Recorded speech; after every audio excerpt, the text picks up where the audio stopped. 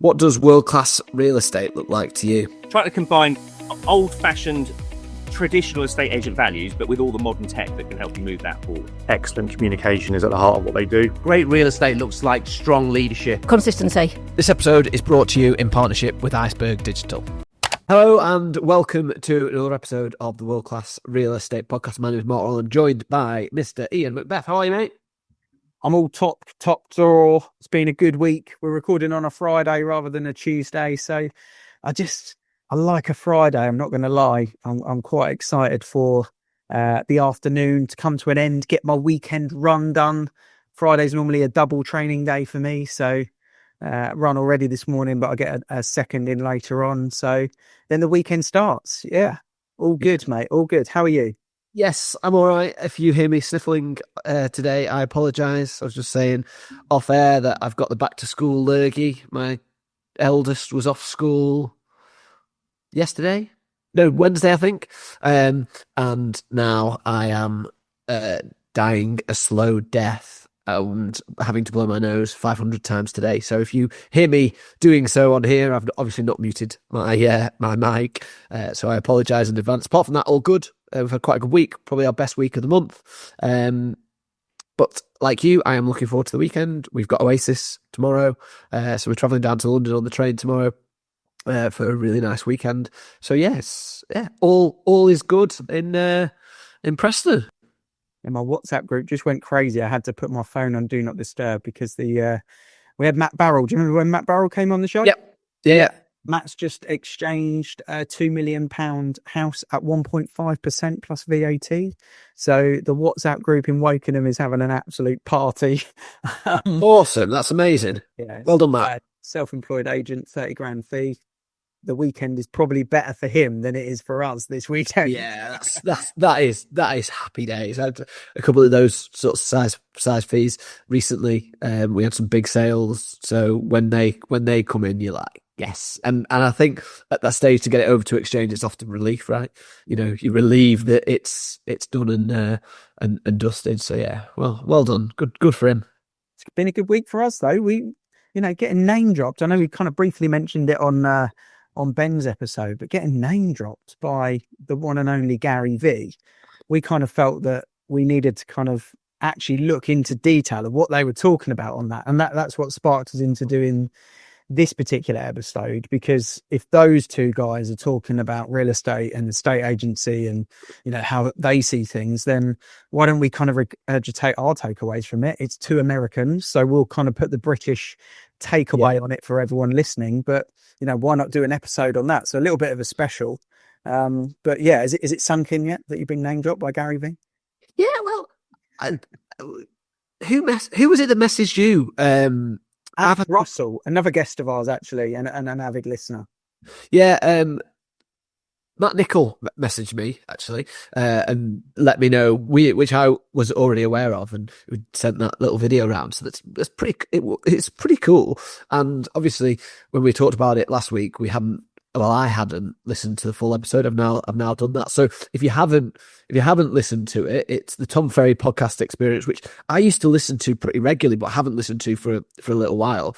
And it was Building a Valuable Brand with Gary Vaynerchuk, the episode, which for him to mention us is pretty cool. But actually, having listened to the episode, there's loads of really good learners in there for estate agents as well. Do you want to tell the listeners how he mentioned us and why, and just talk them through what they were actually talking about?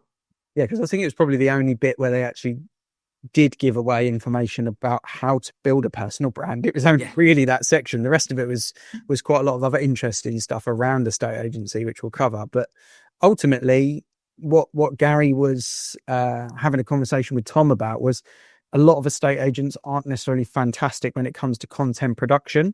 Yeah, they might be very knowledgeable, and I do think this as well. I do think the value of the knowledge of an estate agent is undervalued in just the general economy. I think we've got so much knowledge to share and give, and it's kind of used, when people need it, but we probably don't get the full respect that we deserve on the knowledge that we do have. Yeah, upstairs, locked away. The art of building a personal brand is to get that out there in the world and share value. And Gary's suggestion was, find a really good podcast that does video capture, that is a decent length of time, 30 plus minutes, where you could go on there as a guest, effectively have questions fired at you that you would definitely know the answers to, all around your subject of choice, being estate agency or real estate, and then use the clips that they create for you, like we do on World Class Real Estate, to chop up and kind of get the content out there. So effectively leverage the host's podcasts to reproduce short form content, which is exactly what we are more than happy for our guests to do. And we obviously capture the video, and then we'll give it to the guest that comes on as well. It's on YouTube, it's on our socials.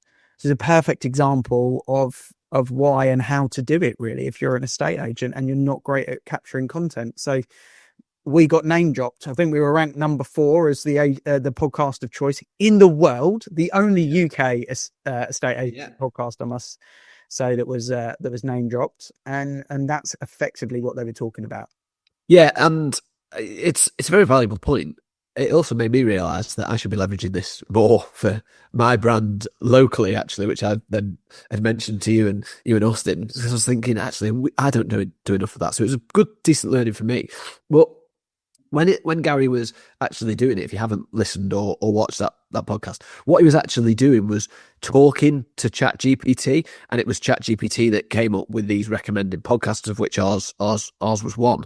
So the thought of actually prompting ChatGPT through voice rather than text is a very basic one, actually, but it wasn't something that I had done. I used chat quite a lot, and I'd used Prompt Cowboy as well. But actually, the ability to, I want to call it witter into a voice note, you're going to give a lot more context to do a more detailed prompt, and we all know the more detailed prompt, the better that you get the results for. So actually, to put it onto voice, and estate agents tend to be pretty good talkers generally anyway, so to put it onto voice and actually give it a very detailed prompt where you can give it loads and loads of information that you just never would type out, that was a big learning for me. And I think we talked about it previously. I don't know whether you'd used voice with chat before listening to that podcast, but I've had a little play since, and it is a game changer, absolute game changer. And Gary left like a two minute voice note as an instruction, and that's where the name dropping came in. But have you had a play with it either before or after using voice as a prompt? Only after. I tried to do it actually after watching that particular episode, and I realised I didn't even have my my vocal settings turned on, so I had to go into settings, switch it on. And I kind of thought, all right, I'll have a little go at this. And I effectively left a voice note for pretending I was going on a valuation to my home address. So did I. Is that what you did as well? Yeah, I did. It's the easiest way to do it, because, I was like, I'm going to this address. This is the postcode, blah, blah, blah, blah. I'd like to know as much information as possible about the road, the development, when the house was built, when it was last sold, the purchase price it was sold for, and 3 facts about the village that would make me stand out as like the most knowledgeable hyperlocal estate agent of any of the estate agents they visit. And it was about a 2-minute ramble. And when she spoke back to me with the information that she shared, Mrs. ChatGPT, oh my good Lord, she even ummed and ahed. Like, it was so human. I was shocked. I was so shocked that when I got into the office, I said to everyone, watch this. And I got Sophie to press record and record me giving the instruction to chat, and then it playing back. And then I shared it in the avocado group, and everyone was like, mind blown. Yeah. So I just got a text response on mine. I didn't get chat actually talking back to me. So that's yeah, I did. Yeah. She was phenomenal at the response. And yeah, actually spoke back to me. And then you have to come out of the voice window effectively in order to then get the text. And I actually gave her the instruction at the end, can you put that all in text? Strangely, she then repeats it vocally, but it's in text. Yeah. I don't know if that's down to a different setting or something like that, but I was, because that didn't happen on the show with Gary either. It wasn't like repeated back to him. Yeah, it came out as text. Mine came out as text. It misunderstood me and started sending me the instructions back in Welsh when I was having a bit of a play. But I got locked out of my house yesterday, and it was nice weather, so I just sat and had a little play with Chat, and I did exactly that, and it gave me loads of cool information. But what it made me realise is that when you leave a voice note for it, you just naturally give a lot more detail. If you're listening to this and you haven't done it, I would strongly recommend doing it. I then also started using it for just like daft stuff, like creating a game, creating like an escape room murder mystery type game with the kids to do tonight. And so I've given it loads of instructions to do that. I've then got it to create a video on the back of the game for the kids and stuff, like just stuff that you would never type into Chat, but you don't mind talking it through. So yeah, really educational and eye-opening, and I think that just goes to show how powerful it can be when you start thinking about it a little bit more, being more intentional with it. And Gary Vee, obviously very, very big on social media, built a very big following, and he was saying, if you think social media was big, it's like a pimple in a baby's arse or something. Yes, yeah, a pimple on someone's arse in comparison to what AI is going to be. And I think if you can get in the habit with, it was Ben, wasn't it, last week, that was talking about how he's used it. I'd be interested to see if he's actually spoken into it, or that's all type, because it's the next level. And I know Michelle Gallagher speaks into Chat. She talked about it at not this mastermind, the previous mastermind that she came to. So I know that she's been doing that quite a lot. But yeah, not something that I'd done before, and really, really very, very powerful stuff. Ben was in HQ actually this afternoon, and I asked him, I said, do you talk to it? And he goes, yeah, all the time. But the first time he'd set it up as like some sort of sexy American woman as the voice. And the first time that he was talking and then it spoke back, his missus was like earwagging in the back room. She was like, who are you talking to? So I thought it was absolutely brilliant. But yeah, he does. I don't know. Do we want to give it a test live on the podcast? Yeah, I was just thinking that. Why don't we give it a test? And why don't we use it? What should we get it to do? Let's get it to recommend some guests. What, recommend some estate agency guests? Yeah. Okay, let's just do it on a whim so that it's just totally authentic. All right. Chat, we are looking for some estate agent guests on the World Class Real Estate podcast. We're looking for seasoned estate agents. They don't have to be UK based. They could be anywhere on the planet. We're ideally looking for ones that post a lot on LinkedIn, that are strong on their social media, that have got a good personal brand, lots of knowledge to share with our guests and our audience. Could you put together the top 3 and let me know who they should be that we can go and target? I wonder if one would be Tom Ferry. Awesome. So some top picks would be Ryan Serhant, who's super active on social media and really well known in the New York market. Danielle Lazier from San Francisco, who's got great expertise and a solid LinkedIn presence. And Monica too from Australia, who's known not just for her real estate work, but also her philanthropic efforts. I think any of these would be fantastic guests for your podcast. I mean, how cool is that? The voice is amazing, right? Yeah, there you go. That is amazing. It's so... I didn't create that voice either. That's just who mine is. So I'm really happy with it. I quite like her. Rael might be a bit concerned in the future, eh? Chatting to her more in the car than anyone else now. But I mean, that's great, right? Because we did that on a whim, and I wanted to do it fairly short so that we could come up with something. But you see, just by talking over, 15 seconds, maybe my prompt, but how much more detail you can put into it in 15 seconds and trying to type something out in 15 seconds.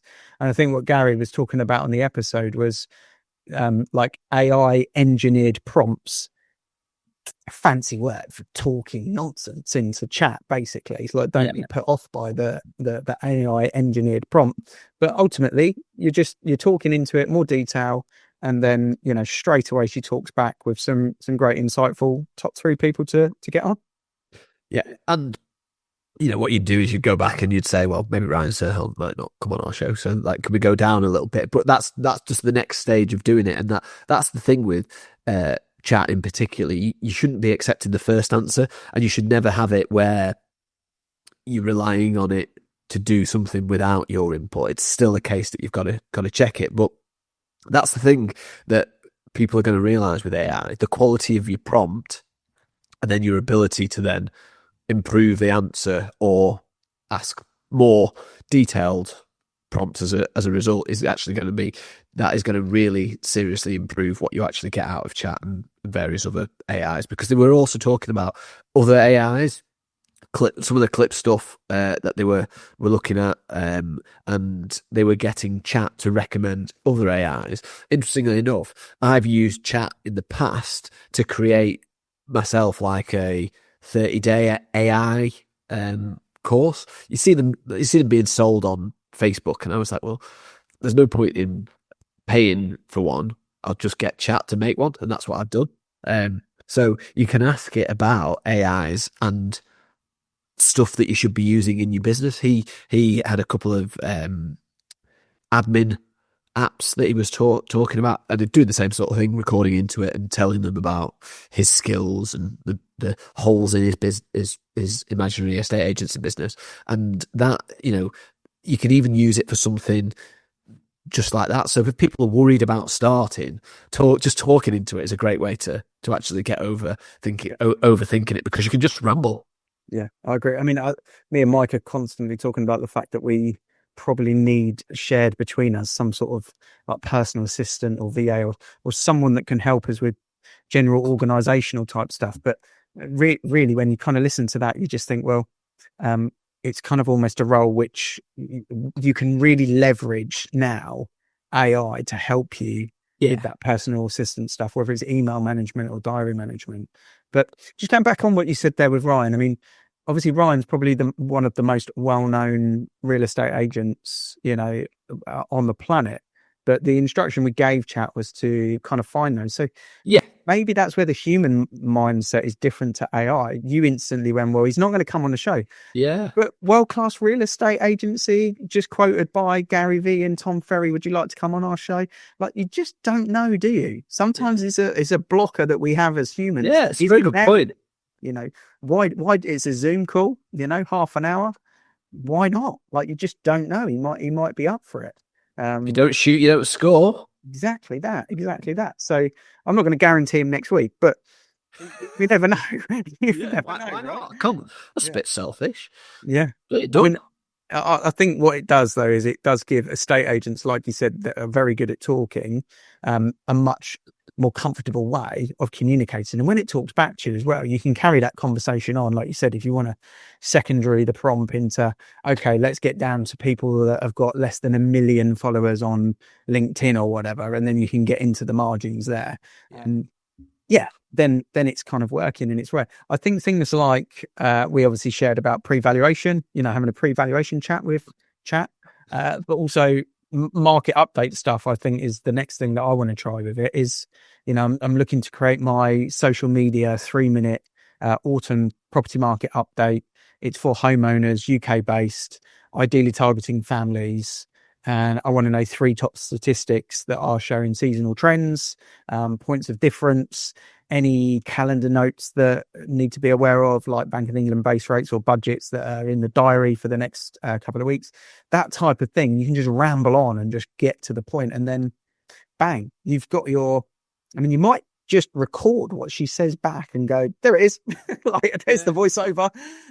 Yeah, I had used it previously and put the Rightmove house price index and then done it to do a video script for the video that we did last week on the most recent Rightmove HPI. So I've used it for that, but when I'm using it in the future, I'm going to be using it much more on my phone. I use it on my laptop quite a lot at the moment, and obviously the voice part of my phone now will mean that we can paste that in, put a long voice note in with it, making it more aimed at our market, and like you say, pulling out more of those quotes, and I'm sure the output will be better than it has been previously.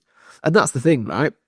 What we're looking at here is not only ways to improve our use of chat, but actually we're looking at ways how we can use it more, and in what elements of your what elements of your business can you get it to help you with? And if in doubt, just ask it. Yeah, I think you've got to check the sources and all those sorts of things. But if you give it the right information, you can get some really, really good places to start. We've got an estate planning business in our office, Soteria Planning, and the two estate planners were out the front. And I went, watch this. And then I basically gave her the details of the potential client to come back and give advice around drafting my will. And what she said, 5 points that she said, they said, yeah, that's brilliant. And then I got a bit cocky with it. So then I was like, okay, can you draft it into a PDF as a template of what my will would look like? And it got it all wrong. And they were like, yeah, that's a non-compliant will. So I was like, okay, so you still need the people Yeah. to do the heavy lifting. And that's the key part of it, isn't it?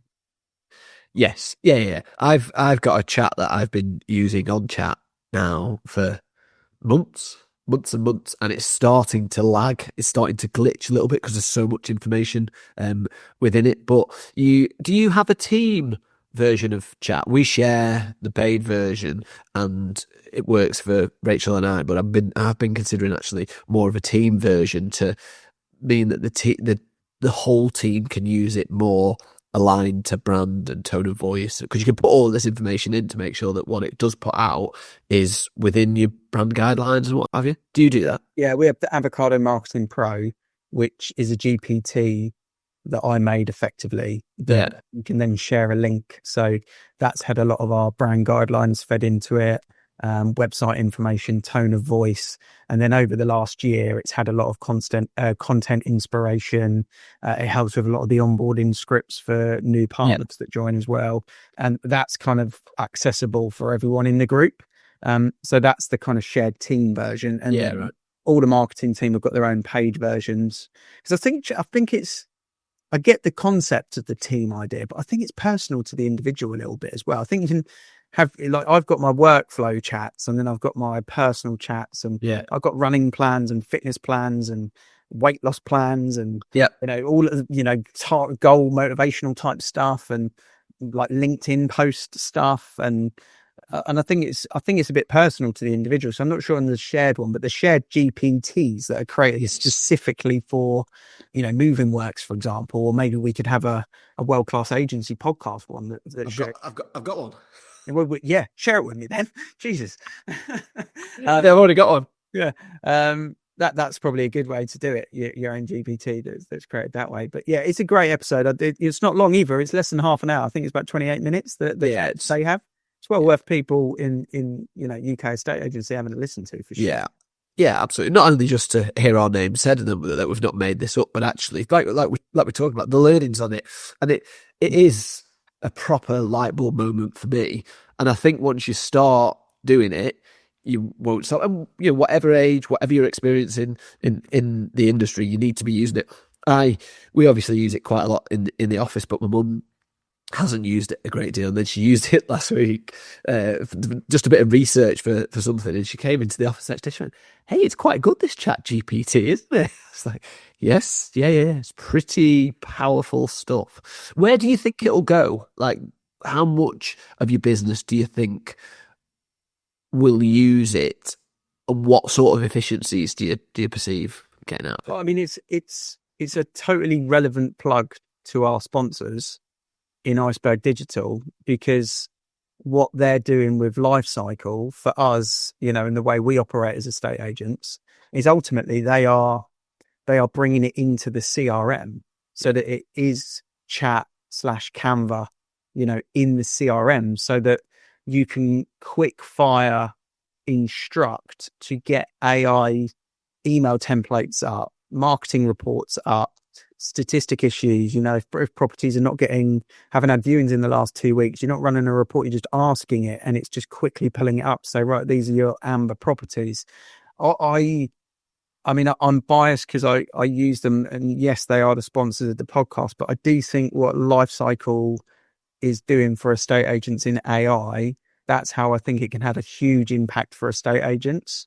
And in general life, I just think people will start having chat or a version of, there'll be like chat is like iPhone users, right? And then the Android strange people will use like the other version, like Grok or something like that. It will be, there'll be a divide of teams. Someone's team Gemini, someone's team Grok, someone's team chat. But the normal chat kind of people, I just think it will become almost like in a strange way, I think it just become a friend, like a support. Do you need a new friend, Ian? Yeah, well, I just think you're just, when you just need to soundboard someone on something. Yeah. I think you just do it with chat quicker than you'll do it with your mate, And I do think so. I mean, I think like from a training plan point of view, or from a podcast inspiration, or, I've got a presentation for ICG that's coming up. So, I'll use chat to help me with a little bit of soundboarding on some of the PowerPoint slides. And I used to do that with, a marketing person, or I used to do that with a PT. Now I just do it with chat for everything. So I think, and now they talk to me, with that lovely female voice. We're going to become friends. I think you're right, though, and that's kind of what I was doing. I said I was locked out by myself. I didn't feel particularly. I felt a bit daft talking in the garden, wondering if the neighbours could overhear me and wondering what on earth I'm doing. But I think you're right. I think it will give you feedback that previously you would have needed another human to give you. So you're absolutely right. It's going to have a massive role, and integrating it into your business. When Mark came on the podcast and talked about it, it was a real eye opener for me to hear him talk about it. Oh, actually, it completely makes sense. All of that side of things. He also talked about conveyancing. I think it'd be really interesting to know how much AI can improve the conveyancing process, because that is screaming out for disruption and improvement. And there's got to be a really forward-thinking lawyer out there that thinks, I reckon I could get chat to do the job of any conveyancer, or to do 90% of the job of any conveyancer, and it won't send you emails back that say, oh, I'm really busy, leave me alone, basically. So I think that the AI on conveyancing could be really, really powerful. Yeah, I think so. I've always been frustrated with conveyancers that are the fee earner you never speak to. And then I'm talking to like team one, which could be any one of like 17 different. And I'm not being derogatory by saying admin, because they're not qualified conveyancers. They're not qualified in that. They are doing the administration work for the fee earner. That's always been the most frustrating thing for me. What this can potentially do for conveyancing is it means the heavy lifting can be done by AI, which means the team of one, the communicator, is there, and the fee earner signs off the heavy lifting to speed the process up. That team of human 17 and a fee earner versus that team of AI assistant, tech-led individual, single point of contact, and a fee earner that signs everything off. That's the streamlined conveyancer. So that if I was a conveyancing business right now, I'd go, oh, he's got a point there. Let me know if you build that, because me and Mark are interested. Yeah, absolutely. Yeah, I think the efficiency's there. As Mark said, it's taking information, reading it, digesting it, making comments on it. That's conveyancing. You've got to gather the information, and there'll be more detailed cases. But I bet 8 or 9 out of 10 could be done like on chat. And this is also not just standard ChatGPT, but a trained version of it to look out for red flags or whatever it might be. You could talk to it, do the conveyancing for it. It could talk back to you. It can give you, the advice. AI can answer the phone, like all of these things that it can do now. It'd be really interesting to see how much conveyancing firms adopt that. Loads won't be using it at all, and then there'll be some forward-thinking one that does, and they just blow up, and every estate agent will want to use them because it'll be so much more efficient. I'm just thinking as well, like on a viewing, when you're when you're in your first year as a negotiator, and you're you're a weekender for a traditional agent potentially. If you're out on a viewing and a buyer asks you some detailed questions about something you're not quite sure, next steps of the transaction, or this, that, or the other, and you're taught as a trainee to kind of write it down in your leather folder and then go back to the office and then call the client back. now you could kind of just spit it straight into chat, get the information straight off the bat, couldn't you? So little things like that. Do you think you'll get prompt stage fright? I mean, I was a little bit nervous then doing that live on podcast. Do you think that will become a thing, like a prompt stage fright, or do you think people are just going to be walking around just talking to their chat assistant? I think you already see a world where people have the phone glued to the hand and they're looking at it now, not taking in what's going on outside. And we talked with, was it Rowan Waller, about AEO, answer engine optimization. I think it'll be a different way of working. But no, I don't think.